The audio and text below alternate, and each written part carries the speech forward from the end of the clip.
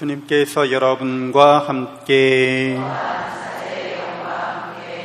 마테오가 전한 거룩한 복음입니다.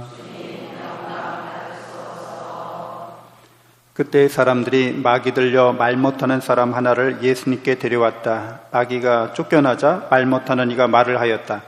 그러자 군중은 놀라워하며 이런 일은 이스라엘에서 한 번도 본 적이 없다 하고 말하였다. 그러나 바리사이들은 저 사람은 마귀 우두머리의 힘을 빌려 마귀들을 쫓아낸다 하였다. 예수님께서는 모든 고을과 마을을 두루 다니시면서 회당에서 가르치시고 하늘나라의 복음을 선포하시며 병자와 허약한 이들을 모두 고쳐주셨다. 그분은 군중을 보시고 가엾은 마음이 드셨다. 그들이 목자 없는 양들처럼 시달리며 기가 꺾여 있었기 때문이다. 그래서 제자들에게 말씀하셨다. 수확할 것은 많은데 일꾼은 적다. 그러니 수확할 밭의 주인님께 일꾼들을 보내주십사고 청하여라. 주님의 말씀입니다.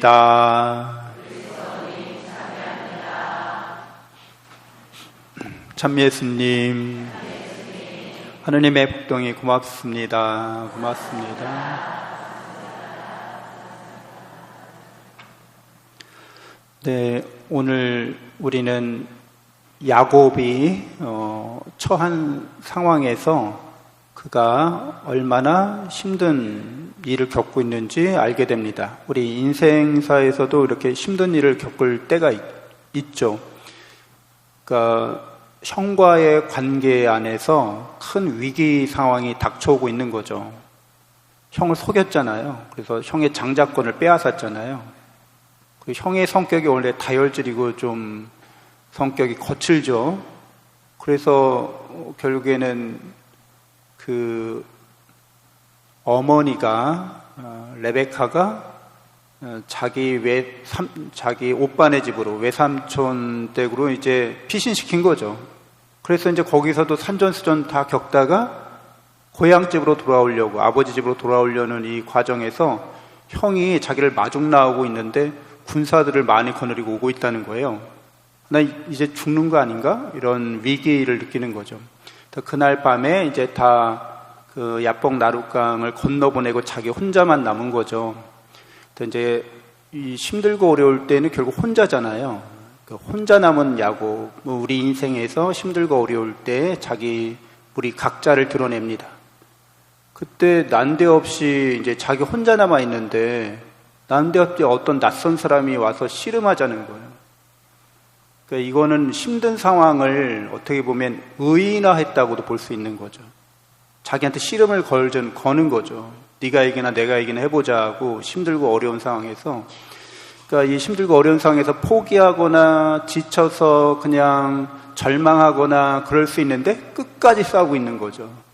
이게 우리 삶의 태도와 자세를 드러내고 있어요. 근데 끝까지 싸우니까 이게 넘어지질 않으니까 반칙을 쓴 건가? 하여튼간 그 엉덩이뼈를 쳐가지고 이제 큰 핸디캡을 준 거죠. 더 힘들고 어려운데 설상가상이 돼버린 거예요. 우리가 살아가면서 힘들고 어려울 때 이제 그 상처의 흔적이 있는 거죠. 다친 흔적이 있는 거예요. 그런데도 야곱은 그렇게 힘든 와중에 더 힘든 일이 생겼는데 그래도 포기하지 않는 거죠. 날이 밝아오기 시작하니까 이제 그 낯선 사람이 얘기하는 거예요. 천사라고도 얘기하죠. 이제 해가 떠오르니까 날 나다오. 그 말은 이런 시련과 역경은 반드시 한정돼 있다는 거죠. 끝없이 무한히 씨름하는 게 아니라 한정돼 있어요. 다 끝나가니까 이제 자기를 놔달라고 이제 오히려 얘기하는 거죠. 그랬더니 붙잡으면서 축복해달라고 얘기합니다. 이 상황이 어렵고 힘든 상황이 그냥 지나가는 게 아니라 이 힘들고 어려운 상황이 제가 오히려 축복과 은혜를 받는 계기로 바꿔달라는 거죠. 그래서 야곱이라는 이름을 원래 잘 아시는 것처럼 발꿈치 잡는 사람인 거예요. 형의 발꿈치를 잡고 나왔잖아요. 그리고 형 뒤에서 따라가는 사람이죠. 그리고 형을 속였잖아요. 속이는 자라는 거예요. 뒤통수 치는 사람 이런 뜻이에요. 야곱이. 이름이 별로 안 좋잖아요. 그렇죠? 옛날에 이런 이름이 왜 필요했겠어요? 저는 야곱이야. 오늘날에도 마찬가지지만 이렇게 약자거나 또는 뭐 흑수저거나 하는 사람들은 눈치코치도 빠른 경우도 많고 옛날에는 더 법이 정비가 안 됐기 때문에 남을 속이는 게 능해야 되는 거죠. 남을 속이는 게 능한 사람. 여러분들도 다 속이는데 능하지 않으세요? 네? 결혼 어떻게 하셨어요? 속여서 하신 거 미안합니다. 속여서 하신 건 아니죠. 대놓고 속인 건 아닌데 뭐 화장하는 것도 속이는 거죠. 다 약간 그렇잖아요. 맨 얼굴이 아니라 포장된 얼굴을 보여주는 거잖아요. 좀 자기를 포장해서 보여주는 거죠. 다 속이는 거를 뜻합니다. 근데 인간 사회에서는 그게 필요한데 그거에 능한 사람이라는 거죠. 속이는 데 능한 이 야곱이 새로운 이름을 갖게 됩니다. 이스라엘이라는 이름으로 이제 바뀌게 되는 거죠. 그러니까 이스라엘은 하느님과 싸우다 또는 하느님께서 다스린다 뭐 이런 복합적인 의미를 갖고 있어요. 그러니까 이 이름은 결국에는 야곱이 새로운 이름을 갖게 되는데 하느님과의 관계 안에서 이제 새로운 이름을 갖게 된다는 거죠. 그 하느님과의 관계 안에서 은혜 받은 사람, 축복받은 사람으로서 거듭나는 거죠. 그러니까 우리가 역경과 시련과 고난을 당할 때 그 역경과 시련과 고난이 그냥 나한테 아무런 변화나 아무런 성장이나 축복이나 은혜 없이 그냥 지나가 버리고 말 수도 있어요. 좀만 힘들고 어려우면 포기하고 그냥 기도하지 않고 하나님의 뜻을 찾지 않고 은혜를 간구하지 않고 그냥 여전히 야곱으로만 머무는 거죠. 세상적인 인간적인 생각만 계속 하는 거예요. 하느님과의 관계 안에서 새롭고 거듭나는 존재가 아니라. 오늘 복음에 보면 벙어리 마귀가 이제 쫓겨나게 됩니다. 근데 이스라엘 사람들이 깜짝 놀라죠. 근데 그 깜짝 놀라는 이유 중에 하나가 이름을 모르기 때문에 그래요. 이 마귀의 이름을 모른다는 거죠. 그러니까 옛날에 마귀를 쫓아내려면 이름을 알아야 됐거든요. 그래서 네 이름이 뭐냐고 물어봐서 그 이름을 이제 누구야? 이 사람에게서 나가라 이렇게 명령할 수 있어요. 그래서 오늘 제1독서에서도 보면 그 야곱이 이스라엘이라는 이름을 받고 나서 이제 그 낯선 사람에게 당신 이름 뭐예요? 하고 물어봐요. 이거는 이제 그 사람의 이름을 안다는 거는 그 사람을 내가 통제할 수 있는 능력을 갖게 된다는 걸 의미하는 거예요. 옛날에는 이제 그런 식의 사고방식이 있었습니다. 그래서 우리가 그 이름을 모르는 낯선 사람은 우리가 통제할 수 없는 사람이라는 거예요. 바로 하느님의 천사고 하느님을 뜻하는 거죠. 하느님은 우리가 통제할 수 있는 분이 아니에요. 근데 인간은 그 이름을 알 수 없다고 하는 그 신비의 영역이기 때문에 근데 인간은 자기가 아는 선에서는 통제력이 생겨요. 이게 뭐 하는 건지 알면 그걸 다룰 수가 있게 된다고요. 그래서 이름이라는 게 이제 그런 뜻을 갖고 있어요. 이름을 알면 통제할 수 있다는 생각을 우리가 옛날부터 해왔다는 거죠. 이름을 안다는 건 단순히 그냥 호명한다는 게 아니라 그게 본질적으로 뭔지를 안다는 거예요. 그리고 그게 어떤 목적이나 어떤 용도나 어떤 기능이나 어떤 방식으로 움직인다는 걸 다 알고 있다는 거예요. 그러니까 이게 뭐 하는 물건이고 옛날 뭐 그런 코미디 프로도 있었는데 조선시대 사람이 오늘날 무슨 뭐 이런 마이크나 이런 거 알게 되면 이게 뭐 하는 물건이고 물어볼 거잖아요. 이거 이름을 알려주고 기능을 알려주고 하면 이게 사용할 수 있게 된다는 거죠.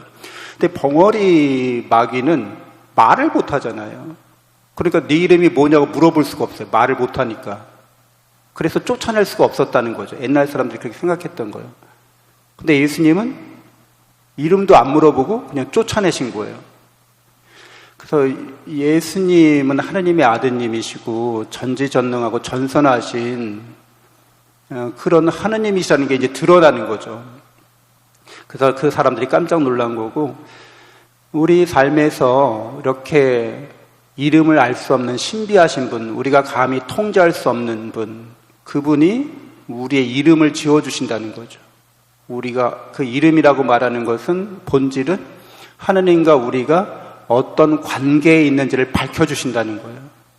우리를 축복하시는 분, 우리를 온전하게 하시는 분, 우리를 치유하시는 분, 우리에게 영원한 생명과 행복을 주시는 분, 우리는 알 수 없지만 그분이 나를 너무 잘 알고 계시고 나와 뗄래야 뗄 수 없는 사랑과 은총의 관계를 맺고 계시다는 거예요. 그러니까 우리는 그분과의 관계 안에서 새로운 이름, 새로운 삶을 살아가는 사람들인 거죠. 그리스도인들이. 그래서 그리스도인들은 역경과 시련과 고난 속에서도 그런 것들이 한정되어 있다는 걸 너무 잘 아는 사람들이고, 우리가 이 한정된 세상에 살면서 예를 들자면 추수할 것은 많은데 일꾼이 적으니까 추수할 밭의 주인에게 일꾼들을 보내주십사고 청하여라 이렇게 말하고 있습니다. 하느님과의 관계 안에 있는 사람들이, 새로운 이름을 받은 사람들이 그 일꾼들인 거예요. 그런 역경과 시련과 고난, 그냥 야곱처럼, 옛날의 야곱처럼 하느님과의 관계가 이렇게 친밀하지 않고 하느님과의 관계가 이렇게 아주 가깝지 않은 상태에서는 이 상황에 대한 통제력, 이 상황을 어떻게 해결해야 될지 잘 모르는 사람들이라는 거죠. 그래서 하느님께 청하는데 사실 하느님께서는 이미 다 우리에게 그렇게 큰 은혜를 베푸시는 분이기 때문에 다 준비해 놓고 계획해 놓으시고 다 우리에게 좋은 결실을 주시는 분이시죠. 그런데도 기도하라고 말씀하십니다. 그 말은 우리 각자가 하느님과의 관계에서 새로운 이름 사람을 받은 사람답게 스스로 일꾼이 되고 다른 사람들도 그렇게 새로운 이름을 갖고 살아갈 수 있도록, 하느님의 사랑과 은총에서 살아갈 수 있도록 이제 도와주는 사람이 되는 거죠.